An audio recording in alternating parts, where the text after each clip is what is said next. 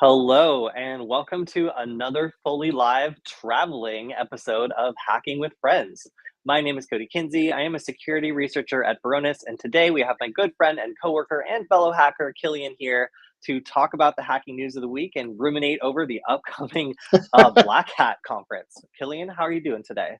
Doing very well. I know you're still traveling. It was good to actually be together in person a little bit earlier this week, so that was fun. And we're going to be back together at Black Hat in what 2 weeks, a week and a half, or something like that. Pretty soon. It's coming up so soon. Yeah. Yeah. Yeah, it's pretty crazy. I traveled all the way over, and I think the last stream that I did was at the North Carolina office, and then this Yep. week I am in Varonis's New York office, and I have to say it's very fancy. It's so fancy there's even a man playing a trumpet serenading me from the 20th floor. So I just want to show this off real quick to prove I'm not doing a green screen. Check it out. We are in fact in New York, very high up, but this isn't LA, so I'm not as worried about earthquakes. But yeah, it's altogether a very cool and interesting place to be. So yeah, very cool that also Veronis was the office manager here was amazing and set me up in this like very cool conference room on very short notice. So nice to be able to come check out New York and also have a place to work where this is literally like on the same block as my hotel. So it ended up being pretty nice here. So yeah, Mhm. I mean, there is one other place that I've been working in New York that has later hours, I would say, than the Varonis office.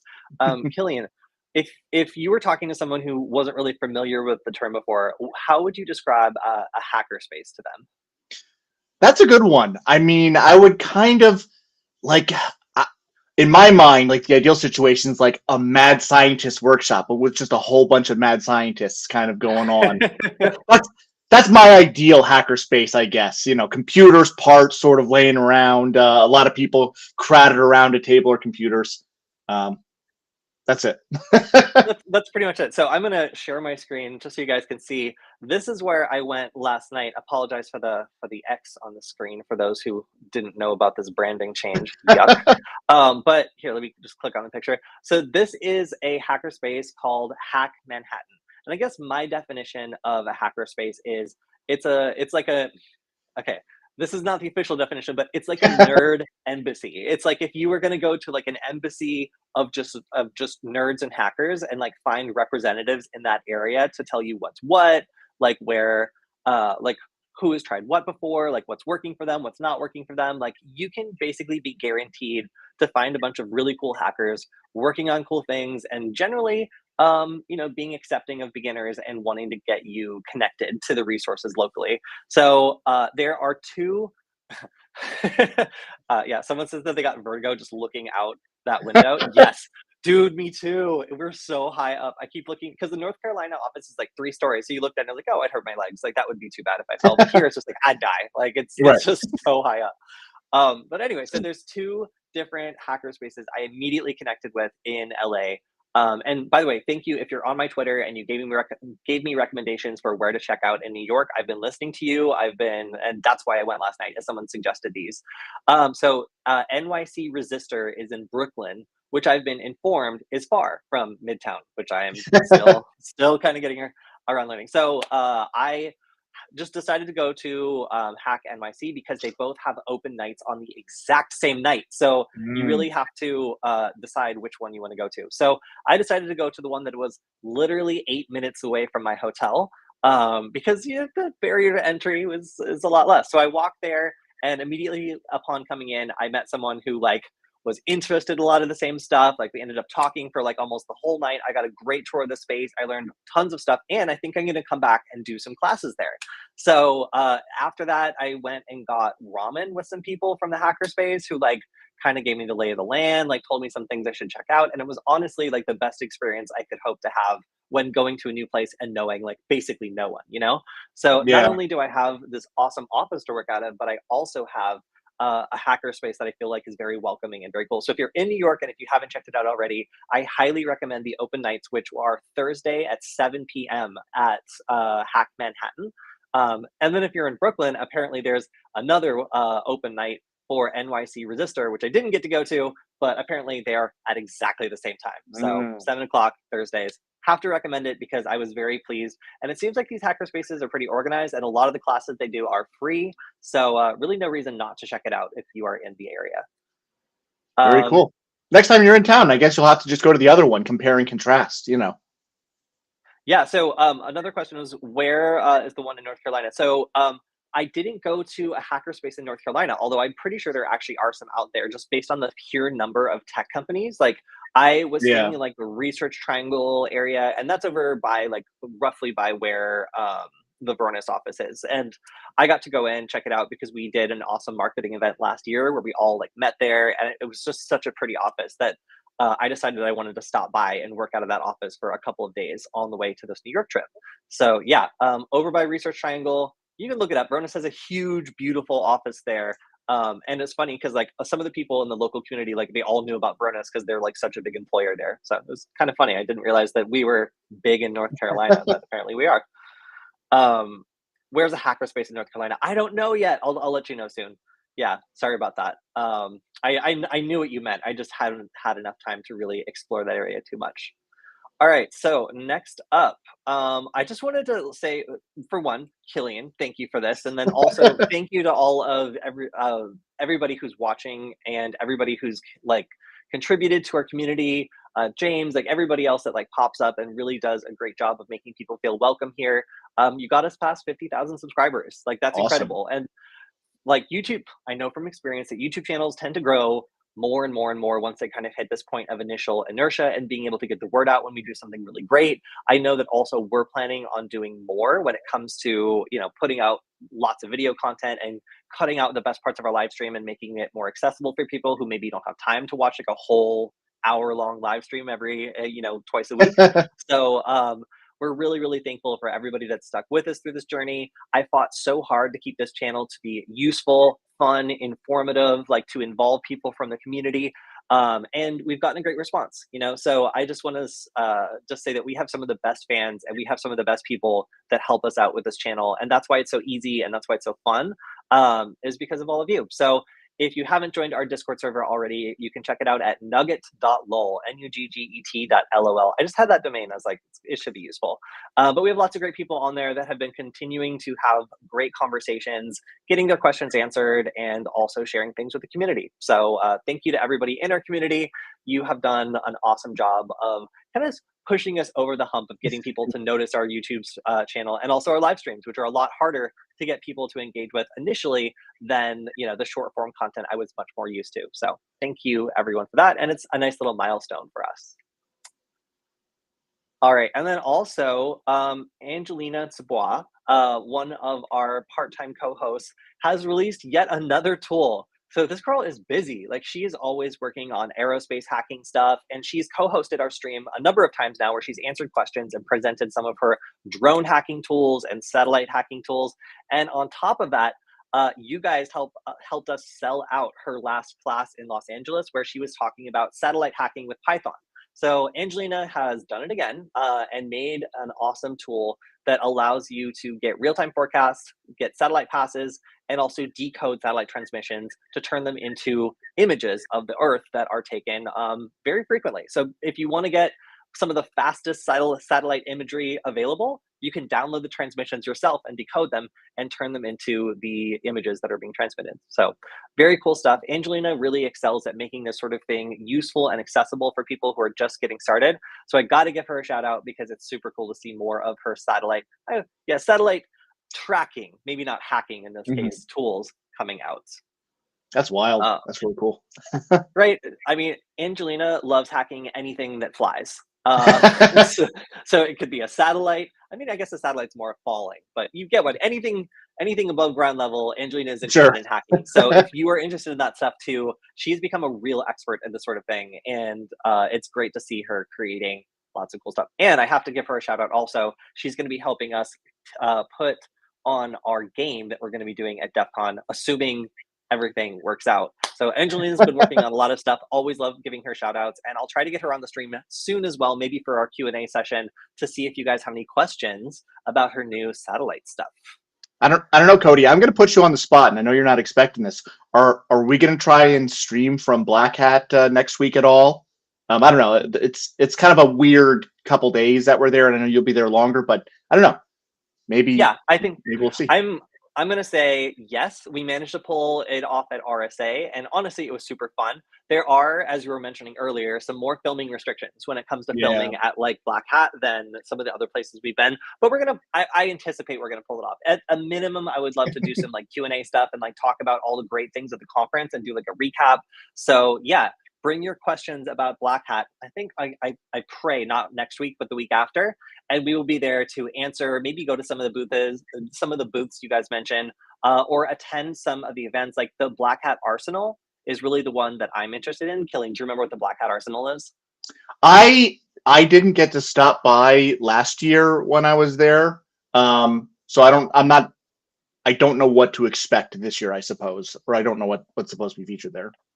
So Black Hat Arsenal is typically a list of all the really interesting offensive or generally offensive tools that have come Yeah. out. So it's like all the newest cyber weapons that have been developed by like open source people and put on display. So it's typically not like, the newest Microsoft product. It's going to be like Right. some like rude and dirty Python script that does something terrible, that are intriguing people enough for Right. it to be featured in the arsenal. So great, really great people like Patrick Wardle and others who also make defensive tools, have been included in Black Hat Arsenal, and I always look forward to it a lot. So if you guys have any questions about Black Hat, please let me know, because I would be happy to go to some of those booths and investigate them with you.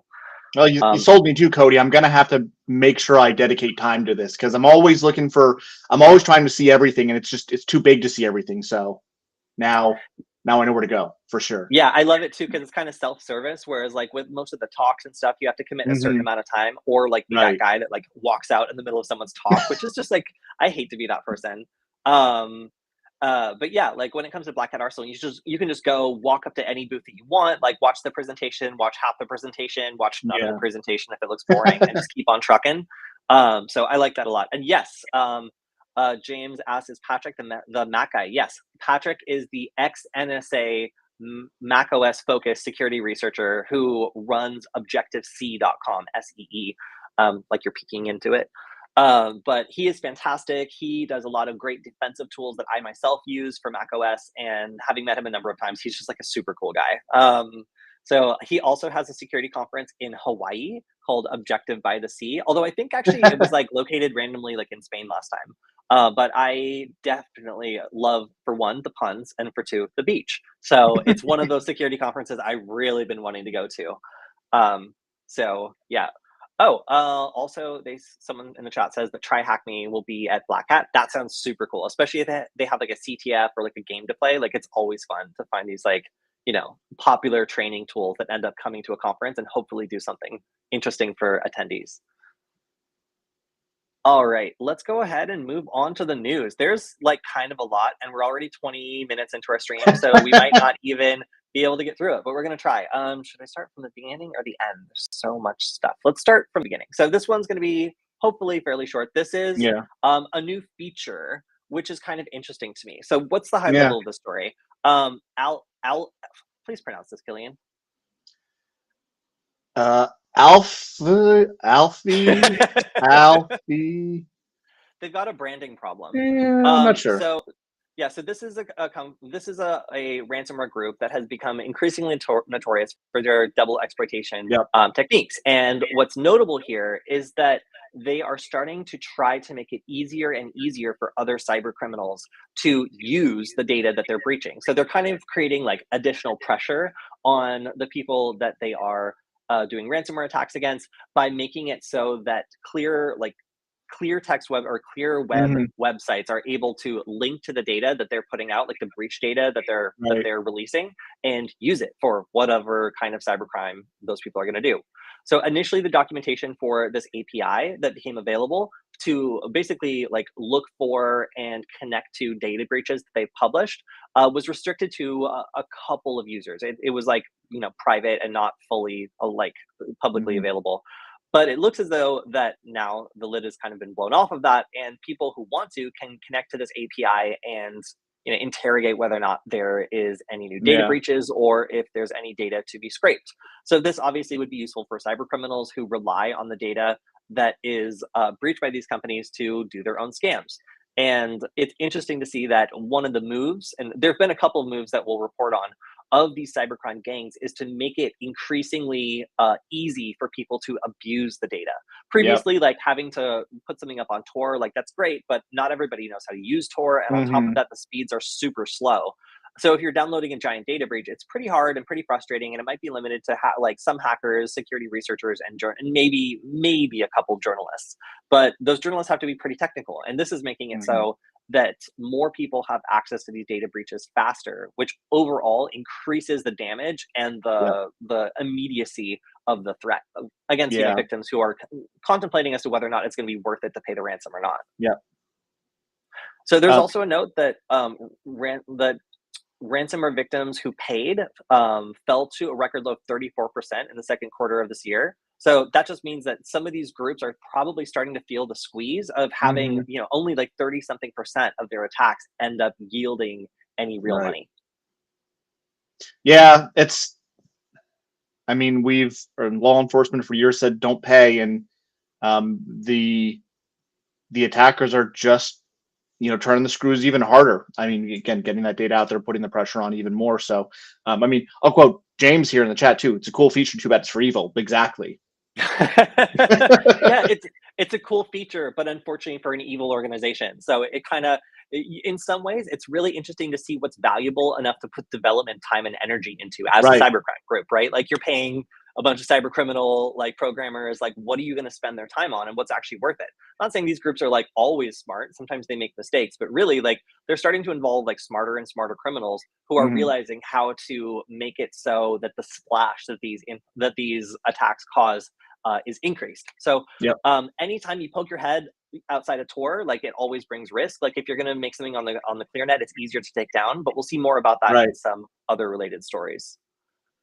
All right, so this is a pretty big breach. This is a U.S. Big government one. contract, Maximus, and this is a data breach again involving the Move It data transfer theft attacks. I'm not going to go too much into this, other than to say it is pretty standard for these Move It data theft attacks. They're typically done by CLOP. They're typically double exploitation attacks, and yep, CLOP behind the breach. Yep. And it's a pretty standard process at this point. I've mentioned time and time again over the last several weeks that like this ransomware gang is literally behind schedule on being able to go through all the data that it stole. They got Yeah. so much that organizing these campaigns has been, it seems, a logistics challenge for them. So the fact that they're just getting to some of these victims after, like publishing the data or setting up the infrastructure necessary to do the exploitation, this is just such a huge attack, and it's been so theoretically anyway, it's going to be so profitable for the attackers Yeah. because of the scope and scale. They're really investing a lot of resources into it, and they're taking their time rolling these out. So again, we're probably not, this is not the last CLOP data No, breach absolutely not. like notification we're going to get, because like frankly it's just huge and they're struggling to get through all the victims. All right, next up.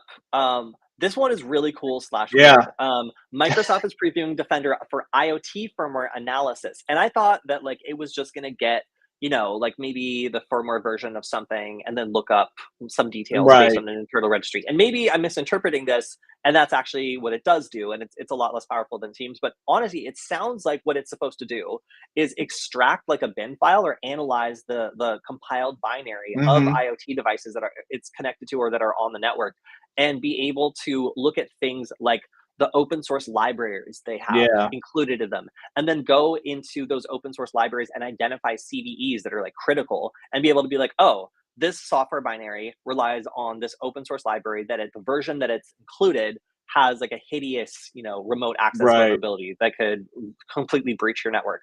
That's crazy. Like that's It's actually awesome. like incredible to me, because it seems like quite complicated to be able to like extract binary Hmm. files from like all these IoT devices. Like how it actually works is again a little bit of a mystery to me. Even reading through this, I wasn't completely sure if it's like directly connecting to them and trying to pull the binary, Right. or again if it's maybe just getting like a checksum or something where it can check against a library of different like Right. binaries, and then I match it to that exact version. That would probably honestly be more efficient than trying to extract all these binary files from like devices that are connected and like doing whatever that process would be, because like Right. most IoT devices are not directly connected to your computer, they're connected over network. So again, trying to suss out the details of this is like a little bit confusing. But what is known is that there are some limitations on this. For example, it cannot analyze anything over 1 gigabyte, and it has to be a Yeah. compiled Linux-based firmware image. Um, yes. Uh, okay. So it's important to note that only compiled and unencrypted Linux-based firmware images obtained from your device's vendor can be Mm. analyzed using the Defender for IoT firmware analysis feature. Oh, Also, the image must not exceed 1 gigabyte. Okay, so from that maybe. sentence, Yeah, maybe it that seemed answers it. it seems like you would need to obtain your own binary Yep. file through whatever means and then upload it to this tool, and then it would look, which honestly, I mean, that makes a lot more sense, but it Right. also is going to be a lot less useful, and it's not quite as automated as I was hoping. Because like again, IoT devices are typically like connected to your network, and Mhm. like getting the binary file or intercepting that binary file is not something that everybody knows how to do, because most of these have apps or other things that do that automatically, the update process. So is this going to be super useful for security nerds? Yes. You want to Yeah. like be able to objectively hack your IoT device. This actually seems like the first thing Mhm. that you would want to do, right? Like obtain, like dump the binary file, put it through this, and then see if there's any open source libraries with proof of concepts that are Yeah. vulnerable. Like, so for security researchers, this actually sounds super useful. For the average user, I think it's going to be a little bit more than they're willing to do, but I think it's a really good Mhm. start, because this is an amazing target for further security, like just posture, just making sure that IoT devices aren't easily exploitable on a network from something that is, already known to everyone. Or I mean, even we can flip it the other way. We can almost think of this as the cheap code analysis. You know what I mean? If you're developing something like this, for startups or smaller IoT vendors, run your firmware through this, like Microsoft do the check instead of investing in the code analysis and whatnot. At least it'll get you something, so you're not releasing the hideously flawed versions of some of these things that we've seen where the communication is unencrypted and unauthenticated and everything else. Yeah, so some great questions in the chat as well. One of them was about the previous story we were talking about. And the question was, do you think the shift in the economy produces more ransomware attacks? Um, I would say it probably makes ransomware attacks less profitable. If the company is making money and times Right. are good, and a ransomware attack comes along and you have the budget to deal with it, and like it's a critical system, so you have to get it online, and the ransom isn't unreasonable because they know how much money you have, so they ask for something reasonable. Like the odds are like a lot of people are going to pay it. Like the reputational risk isn't worth it. Times are good, the money will be back soon. But when times are hard and Hmm. companies aren't making as much money, and it really isn't that critical of a system, or the data like affects just employees and it doesn't impact the business's ability to do work, that's where you start to see this like 35% statistic starting to make more sense, where like most companies are going to look at it and be like, wow, someone's getting free credit monitoring, that sucks. Hmm. If it doesn't actually impact like the current now critical infrastructure things where like people can't do anything until the situation is resolved, that's different. Those Right. attacks I think are going to continue to be successful. But for businesses that are doing reputational management stuff, like the numbers have probably changed a little bit, at least in my Hmm. opinion, just based on harder times and less of a knowledge of where you're going to replace that money you just sent to a bunch of Bitcoin people. Right. James also mentions that those of us using Home Assistant or open source software can do this automatically. Yes, and another thing I was saying, and I'm not sure if this is a response to this question, but theoretically anyway, if you were able to do like a scan of different devices, and part of that scan was like a firmware version with like a checksum or like something Yeah. that you could use to identify the exact firmware version. Theoretically anyway, Microsoft could just go and take these devices, dump that binary for each one of these manufacturers that they want to support, and have a library of that, so that that Hmm. firmware number already links back to an analysis that Microsoft did, and you require a lot less scanning and dumping Yeah. and all that. I, if somebody's going to build that product, you now owe me money, because I just came up with it right here on the screen. But anyway, I'm just saying it would involve a lot of like collecting of like old IoT devices and getting the Hmm. firmware from the manufacturers and partnerships and stuff. So it seems like a pretty huge project, and this is still a really good start for being able to just take devices where you do have access to the firmware, dump them, and see if there's anything going on there. But again, it seems like more of a security researcher kind of thing, and Right. less of a end consumer kind of thing. All right.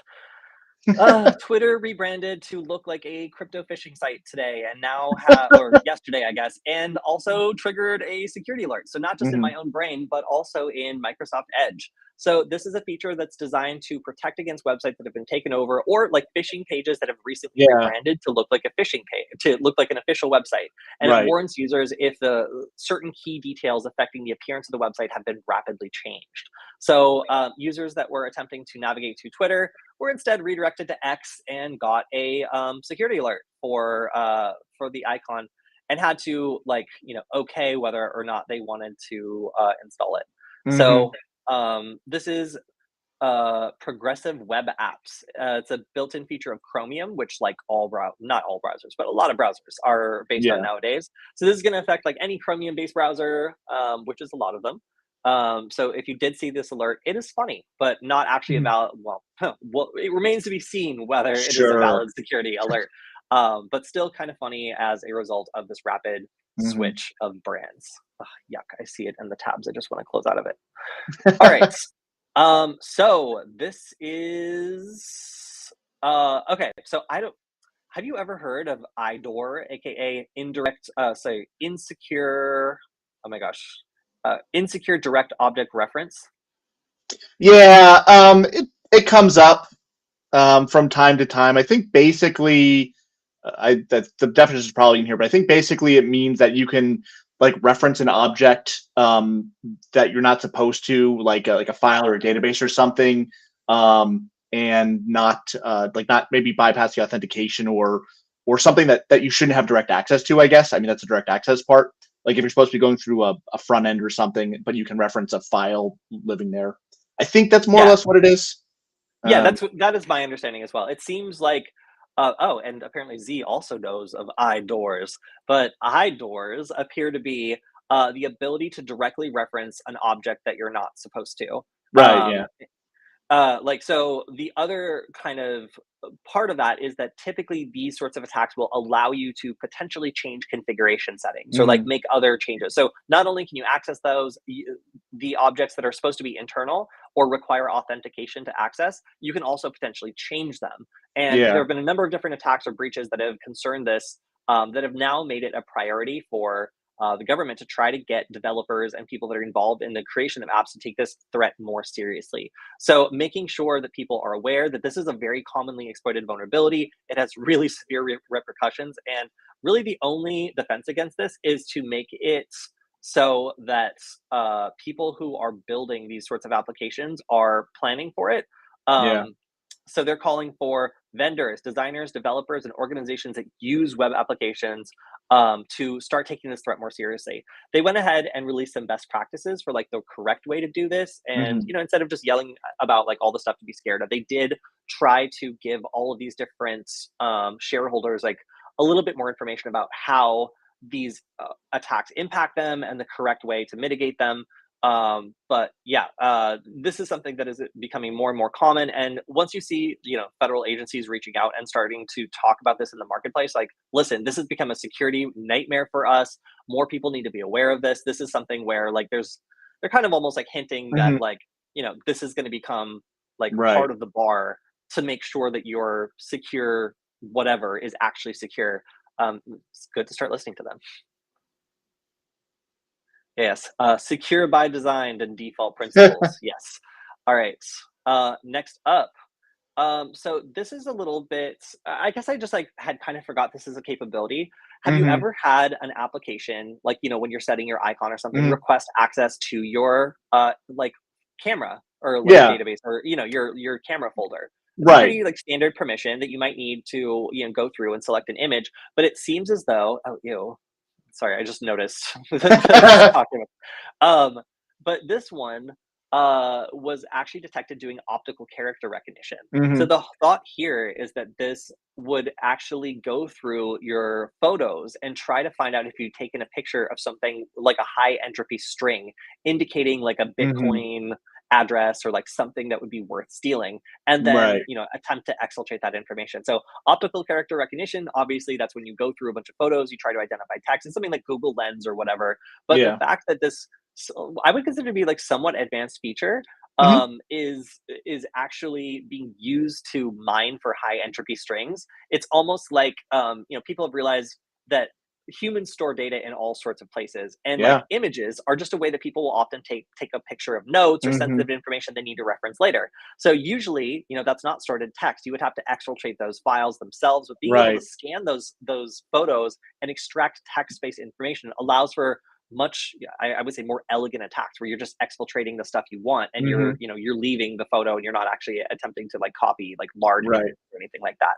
So if you're a big fan of Happy Miner, GP Talk, or Robot 999, these are some of the primary malicious websites that these APKs have been distributed from. A couple of them made it to the Google Play Store, but they were removed. So it's more if you are like on social media, you'll see these like branded videos that are like telling you to download this thing. Sometimes they'll be advertised or sponsored, and then you'll get an invitation code. Now, this is another cool thing or interesting thing about this threat actor is that they require an invitation code from one of their social media campaigns, which is often direct messaged. So what that means is, as a security researcher, I have a lot less information about what this malware is doing because Mhm. I can't just download the APK. Right. Like I have to get invited.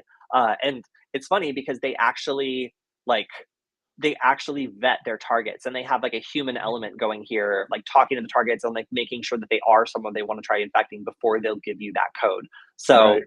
interesting to see some of these like almost old school methods for restricting the ability of researchers to analyze the way that this infection works. All right, so Hawaii Community College has admitted to paying a ransomware gang to prevent a data leak. Now, it seems like, as I mentioned before, like it really depends on what's going on, like with the economy, what's going on with the Mhm. budget, and what kind of data has been stolen when making this sort of decision. So I can't really. I guess the point is to not know what kind of Right. data was involved here. It seems like whatever it was serious enough that they did say that they paid to prevent that data from being deleted, from being released and to have it deleted. And it seems also that a number of different cybersecurity firms reached out and attempted to like negotiate on their behalf. Yeah. Um, what Yeah, so what I don't understand is like how you could possibly verify that like Right. data was deleted. But yeah, they say that working with an external team of cybersecurity experts, they reached an agreement with the threaters to destroy all the information it illegally obtained. Again, how Right. they deleted this no escape data that was exfiltrated, I don't know. But seems like they are still yeah, it's like they're still trying to get their IT infrastructure up and running. It's not known what kind of data was stolen, and hopefully it continues to not be known. But this does not always go well for victims who pay. Often they Right. will find out that the threat actors get cash strapped later and turn back to the data that they Mhm. already have and sell it on the darknet to facilitate cybercrime Right. and other malicious activities to make an extra buck. So, anytime a cybercrime group has a valuable asset like a bunch of personal data, like even if you pay them not to use it immediately, it's doubtful that they would just delete the information they just tried to like Right. obtain so hard. So I guess we'll see what happens. It just makes me nervous because there's just no way to verify that Yeah. data that's You been can know. exfiltrated is ever deleted. Mhm. All right, so now we have our. I should just make a North Korea section because Right. Lazarus has been busy the Yeah. last couple months. So they have been linked to a number of cryptocurrency heists, and I will say one thing: North Korean hackers are crazy for cryptocurrency. They love it, and they've been particularly going after payment gateways and other people Mhm. involved in the transfer of cryptocurrency. So this was attributed to North Korea by blockchain analysis, and it was a attack for $6 worth of cryptocurrency. And this is just what they do. They're just Yeah. highly skilled at doing social engineering attacks that are typically like a wild job offer or like Mhm. something that's like very, very tempting for the Yep. victims of like one of these companies to click on. And once they do, they get infected, and they're relatively sophisticated and highly knowledgeable about the way like these digital currencies work and how to launder them and how to very quickly Mhm. get the coins out. So yeah, they typically lure employees with fake job offers, and get them to open infected files. And that's the infection Yeah, vector for virtually all of these. So they're heavily invested in reconnaissance and social engineering as their primary method of attack. it's effective. I mean, I think I want to say we have one or two, maybe even three stories on these guys doing something similar, and that's just Yeah. what in the last week or two. Yep. That's they are incredibly active, which Mm-hmm. is let's move on to the next story. Not even more. So next up, Coins Paid is blaming Lazarus hackers for a theft of $37 million worth of cryptocurrency. This article is a little strange in that the company is so upbeat. They're like, "Yeah, it's no big deal. You know, they Yeah. didn't get that much. Like, well, it'll be back in the bank tomorrow." So the company claims that there's no impact on their business, that this is all kind of water under the bridge, and that they'll be fine. And the coins from this attack were observed moving through a number of different Bitcoin tumblers that North Korea has used before. So it Mhm. seems, just because this seems very, very related to the previous attack on the other coining company, that yeah, this is almost definitely related to North Korea. Um, so, statement by the company: "We have no doubt the hackers won't escape justice." That's a little bit of a double negative, but I understand what they're saying there. But yeah, it seems like North Korea has gotten exceedingly skilled at Yeah. attacking these sorts of like coin like transfer companies that like stand in the middle between like exchanges, Yeah. and they're making a lot of money off of it. So that's what like so 60 million on the last one plus another 37 million. That's like it's getting close to $100 million in A lot crypto of money. coins.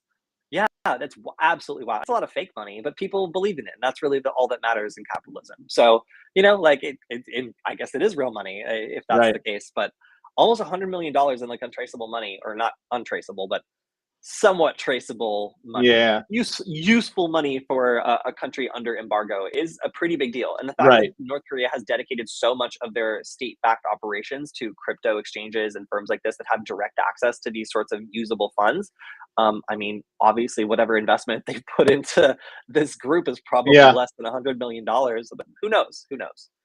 Um, all right. So next up, this is a little bit ironic. So you can now, for $100,000, buy the breach form database and comb Hmm. through all the hacker private DMs like that were going between people. So this can expose information about who was using it, their purchases, and other activity about people on the website.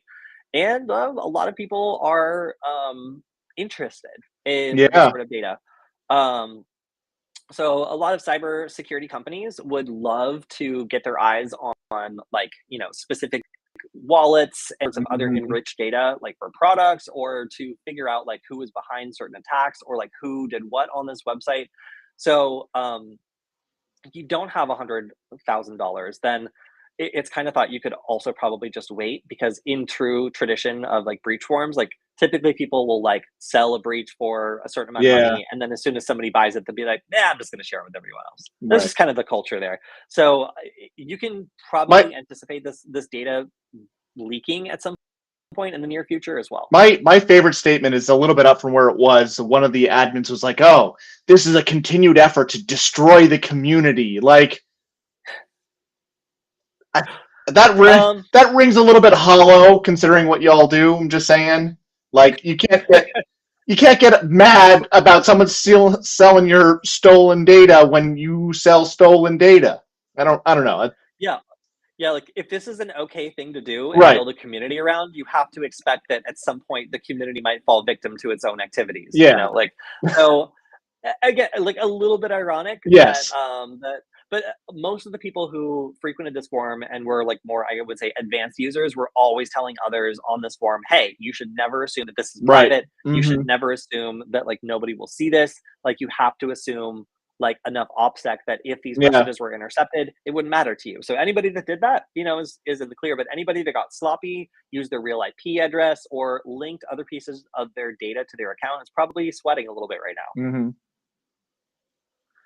All right, so this is a large impact business, and again, this is an IT incident. And this early into like a breach or something, we really don't know what an IT incident means. It could be an extortion attack, it could be a Hmm. ransomware attack. We really don't know. It hasn't been designated an encryption event yet, so Right. that at least is good. But the impact of this is that all tourist and transit visas into Sweden from the UK are now canceled. So that is because a single company was the point of contact for anybody who wanted to get one of these visas, and now they've been hit by some sort of attack that has impacted their ability Yeah. to take new applications and process them. So this is going to be one of those critical infrastructure things that have a lot of pressure behind resolving whatever this incident is, because a lot of people are probably going to have their Hmm. travel impacted, and it could also impact the other things like business and like government movement. So yeah, Yeah. altogether like a pretty notable or at least very obvious attack, just because of the number of people that it's impacting with their inability to now move into to get into another country. All right, so no further details on this yet, but we'll probably Yeah. check in next week. So this is interesting. So any company that Hmm. is now publicly traded is required to disclose a cyber attack within 4 days. I actually really like this rule. I think Yeah. it's extremely reasonable, and it is, it's not 4 days from when the attack happens. It's 4 days from when like the scope of the attack is revealed, or like Right. when they like find out exactly like what's going on. So there's a lot Hmm. of instances where companies will find out exactly what's going on, and then they will delay or sugarcoat or Yeah. like use excuses up until like the last possible minute that they've got like PR people fully involved, and the whole thing's been like Right. basically wrapped up with a bow and made to look a lot less terrible than it is.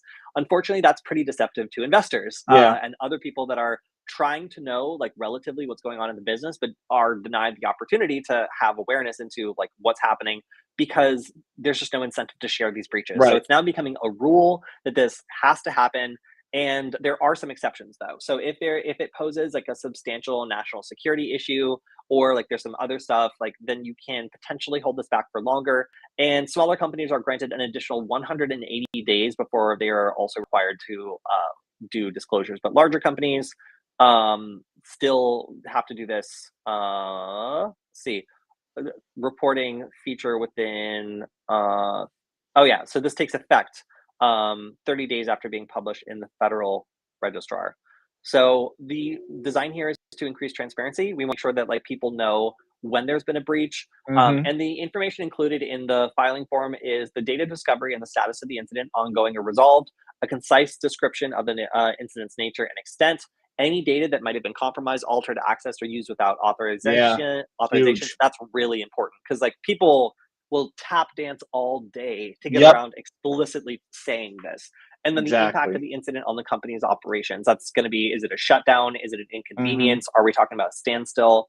And then finally, information about the ongoing or completed remediations by the company. So, like, what exactly have they done to fix this? Hmm. Have they had one big meeting, or have they hired a Right. vendor? Like, what exactly has been done to prevent this from getting worse, or to make sure that this has been resolved to the satisfaction of the people who are the company's ultimately responsible for? Um, Yeah. yeah, The that's about interesting it. thing though is, from an investor standpoint, I mean, it's a really interesting way to attack this type of problem, because you think about like, if an organization has a breach, you're a public company, your intellectual property, your trade secrets go out the door, like that could materially impact the business if a competitor now has all of your book of business or all of your customers, or anything like that. Not even just traditional sensitive data that we talk about, your credit cards, your PII. Like, this is really kind of going the heart of what's business critical. So, as an informed investor, you want to know, like, hey, if I put money with this company, oh wait, their competitive advantage is just evaporated. Like, am I going to lose my shirt on it? It's pretty important, and it's kind of I think, a pretty smart backdoor way to tackle some of the resistance to kind of a more universal security framework or law, like a USA GDPR or something like that. Yeah. So a couple of comments in the chat. One is James is mentioning that I think Troy Hunt said he was adding breach form data to Have I Been Pwned? And yes, Mm. I also heard this. So it seems as though Have I Been Pwned will get an update with all the data from breach forms, where people will be able to verify whether or not their information has been breached in that. Pretty cool to be a guy that gets a Hmm. $100,000 breach Yeah. database for free. Uh, Also, what's up, TJ Green? Hello, I see you in the chat. All right, so we're gonna speed run through a couple of these other ones just because like we've Cool. got like 7 more stories and like 7 minutes, but it doesn't really matter. So this is NATO investigating a alleged data theft by SiegeSec, and this appears to be at least like it seems to be anyway on its surface related to complaints about human rights Uh-huh. issues amongst like NATO members. It claims to be unrelated to the war in Ukraine, but like that's exactly what I would say if I was somebody that was doing it Right. exclusively because of the war in Ukraine. So the information that is leaked by is an unclassified system used to promote cooperation between NATO members. Mhm. It doesn't process classified information, but it does have sensitive information about the people who use Sure. it. So that's going to be the full name of the person, the company slash unit, the working group, the job title, the business email ID, residence address, and a photograph of that person. So Mm. for deep fakes, for phishing, that's a lot of information Yeah. that could potentially come back to bite people. So yeah, that sort of biometric information, the ability to like, like identify where someone lives, how to contact them, like that is going to be awesome for any hacker that's looking to reach out to sensitive NATO individuals. So Right. knowing what their rank is, what their position is, means that it's kind of exposed like the inner workings of these groups and given attackers a window into who they would need to contact in order to affect a pretty large data breach. Yep. All right, next up, we got night malware pushed by Google Ads. I hate this. Can I just say it's so annoying to me that I will still type in, a search request for Right. a common type of software, and I will get these malware campaigns that Mhm. appear at the top of Google and Bing and Right. DuckDuckGo ads. It is so annoying. So this is what happens. You'll do a search for a type of software. This is going to be AnyDesk, Cisco AnyConnect VPN, Tree Size Free, and Windows SCP. So we take this data, we take this, and then we do a search for it. And what ends up happening? Well, we get like the stuff that you would expect, but then we also get like these random other websites that are offering the software, like TechSpot. I don't know if this is a Mhm. legitimate website, but these are the kinds of things I'm talking about. Where like once you Right. get past, like often you'll see something up here, like an ad that's like Yeah. like seems to be an okay vendor to go with, but it's just a phishing site and it's promoted by like paid ads or ad credits. So like you'll sign up Mhm. for an account and it'll give you a certain amount of ad credits for free. And then the threat actors will immediately use those ad credits to push like a fake download website. So again, not saying that one is like malicious itself, but that's the kind of website Right. that would be promoted at the top. You're like, oh, a convenient way to download it. And you would go to some Mhm. third party website. I love also that it has like reviews with like 5 stars or whatever to like increase your confidence. It has all the hallmarks of like Mhm. a peer reviewed website, but that actually Right. raises huge red flags for me. Like unknown random like software marketplaces that like have like Mhm. stuff you can download from the original website, like with like a big like Right. 5 star review. That to me means I'm gonna get infected. So Yeah. just be very critical of those sorts of things because that's exactly what is being used to push this nitrogen malware campaign. And these are the primary like types of software they were going after, and this is going to be like primarily targeting like North American businesses Yeah. with this attack. Yeah, yuck. See, Oh, this there it is. is what I'm talking about. Yeah, secure file transfer for Windows SCP. This is also me. If you access it through the ad campaign, then it will give you the phishing site. But if you try Right. to go to the domain directly, it slams the door on you and sends you over to a Rickroll, which is something I would do. Like it just Sure. again, we've seen a couple different ways of hackers trying to prevent security researchers from examining their infrastructure, Mhm. and this is just another way of doing it, where it requires to be clicked on through the ad campaign in order Yeah. to actually see the malicious component.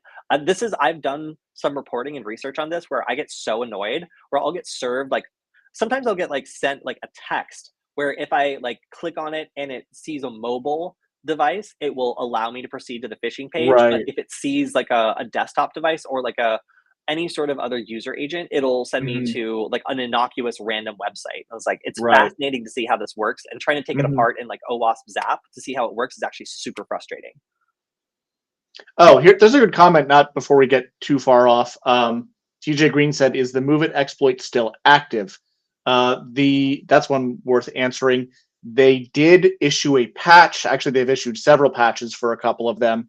So if you know anybody who has Move It, probably advise them to patch if they haven't already, because Flop is not gonna not take advantage, even though they have more more data to go through than they could possibly ever have dreamed of. Yeah. Yeah, I would say like it's only over in that like the easiest targets have been exploited, and now like anyone that's still connected with like a vulnerable server is probably going to have been hit like multiple times by now Yeah. because it's just not just one ransomware group. It's like anyone with the capability. Yep.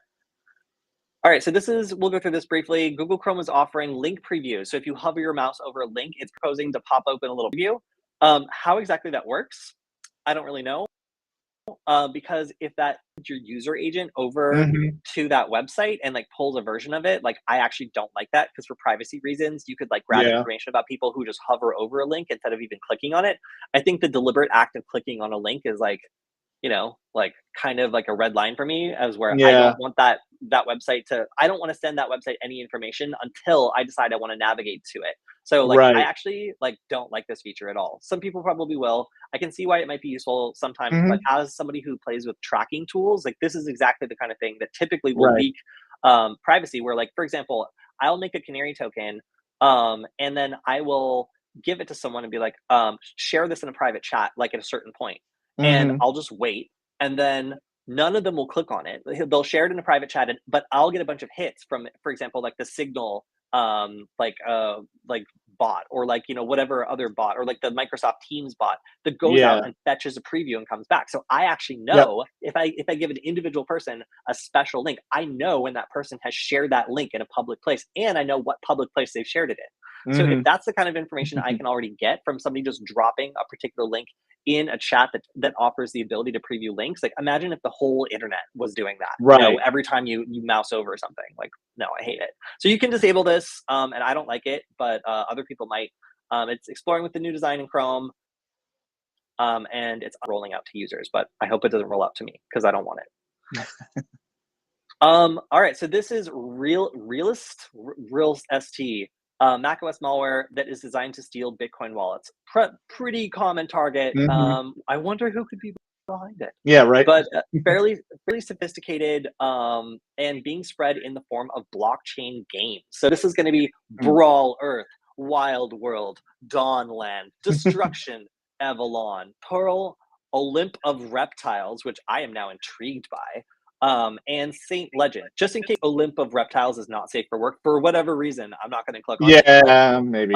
these seem like the sorts of weird blockchain games that like crypto people like. Sorry, no offense, I'm sure they're great, especially the Reptiles one. That one does sound great. But these are games that once downloaded, and often they're promoted on social media. Seeing one of those strategies we've seen before of social proof, and like seeing it on like Hmm. TikTok or something. People will download it, try it out, and of course there's all those like comments on it, usually from other like bots being like, "Wow, this game's amazing! I can't stop playing. Hmm. I'm addicted," Yeah. whatever. And this is pretty. Oh, they Oh, included there it an is. image. Olymp of Reptiles. They're pretty. They look mostly normal. NFT, a card game set in the mesmerizing Mm, world of reptiles. So this is just hacking you, by the way. This is just yeah. stealing all of your cryptocurrency. These reptiles are robbing you. Yes. So just kind of notable that this is fairly sophisticated macOS malware that is targeted at upcoming releases of macOS. So yeah, the game.py file is actually just a cross-platform Firefox info stealer. And there's another chain breaker vulnerability in here designed to be able to dump all the credentials that you have in your keychain access. Hmm. And then there's also another like terminal-based one that pops in a terminal window and tries to get you to type in your password, so it can just like dump Right. everything. So fairly sophisticated. Watch out for these like crypto games. Like they are Hmm. very, very easy targets because people interested in crypto generally have cryptocurrency. So, Yep. pick your targets, I guess.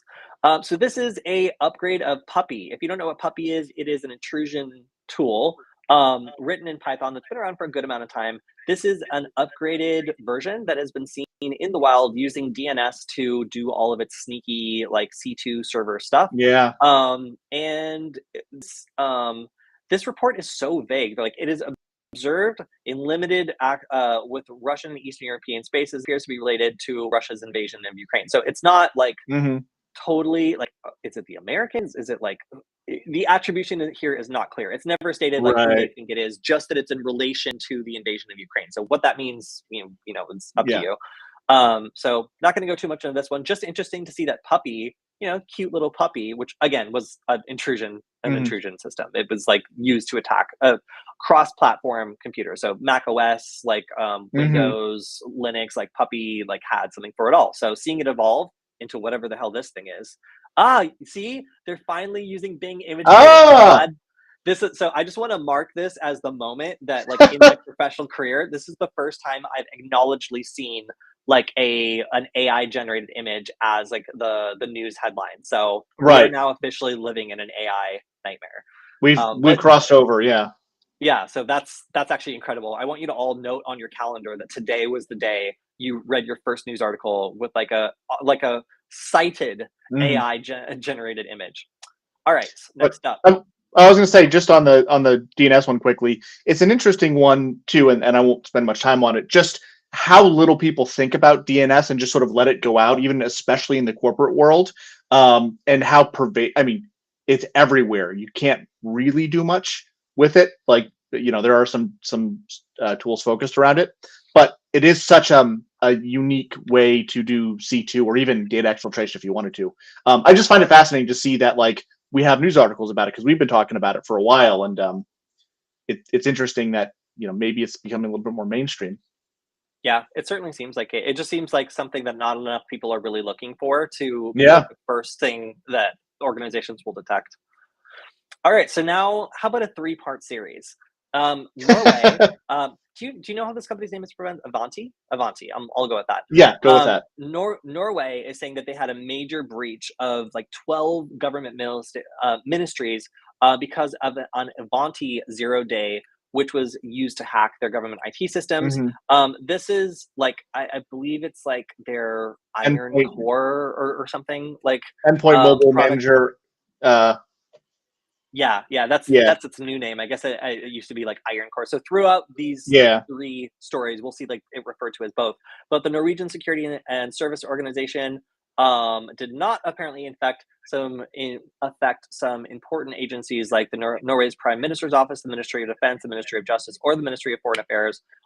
But they did notify the Data Protection Authority about the incident, which means that it was probably gaining access to or exfiltrating sensitive information from compromised systems, aka a data breach. So the fact that Norway was exploited by this went on to basically warn everybody else in the world who is using this Mm-hmm. system that there is active exploitation. It is only a matter of time before this becomes more widespread, and a lot of the targets are also in the United States. Yeah, So moving on to yes, that's not. Oh yeah, Mobile Iron yeah. user That's it. portals. I guess that's like the previous name of it. Mm-hmm. So we can see here that like a lot of the potentially systems are in the United Kingdom, in Central Europe, and then also in the United States. So that led to CISA getting in on the action and ordering agencies to patch this bug, Yeah. probably because it's under active exploitation, and another government was already breached by it.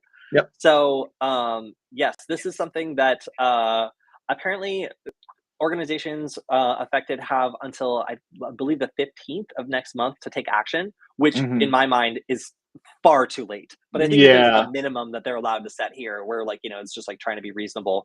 But yeah, like they're warning agencies and customers to immediately take action to make sure their systems are fully protected.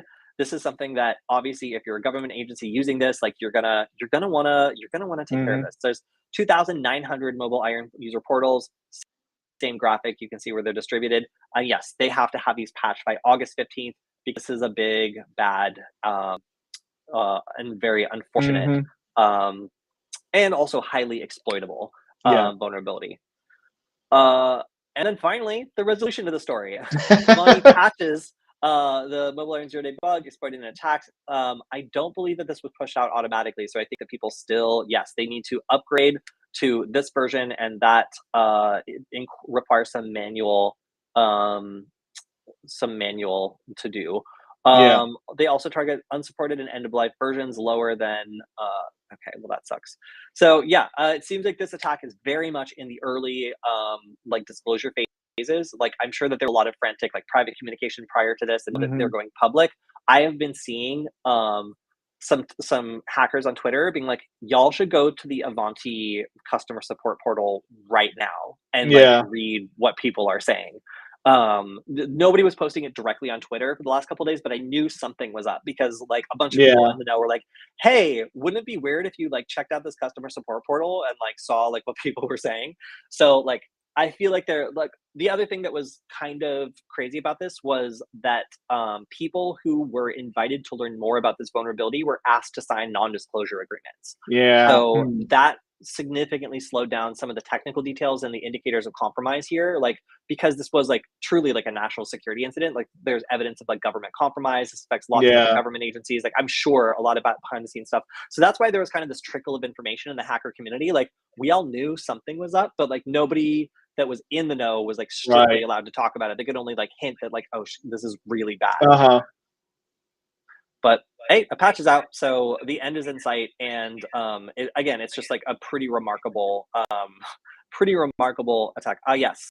You can see some hackers on Twitter have also been putting out. Actually, that's Mastodon have been putting out more information about this as it goes on. So keep your eye on this. It is something that is attracting like multiple governments' attention, and it is something that will continue to probably be in the news until these patches are resolved because highly sensitive organizations and a very severe vulnerability.